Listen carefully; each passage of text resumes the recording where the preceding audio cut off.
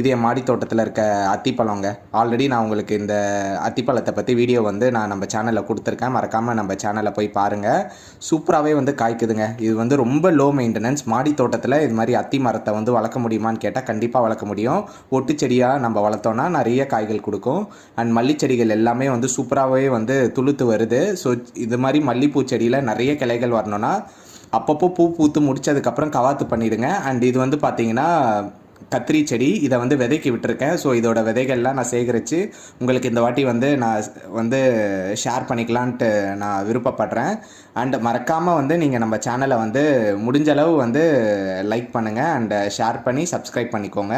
அப்போ தான் regular videos வந்து உங்களுக்கு வரும். அண்ட் ரோஸ் பூ செடியெல்லாம் பாருங்கள், சூப்பராகவே வந்து பூக்கள் வச்சிட்ருக்கு. அண்ட் என் மாடி தோட்டத்தில் ஒரு 2-3 மல்லி அண்ட் முல்லை விதைகள் வச்சுருக்கேன். எல்லாமே வந்து சூப்பராக அட்டகாசமாக வந்து பூத்துட்டு வந்துட்டுருக்கு. அண்ட் இது வந்து பார்த்திங்கன்னா நம்ம மாடி தோட்டத்தில் இருக்க சப்போட்டா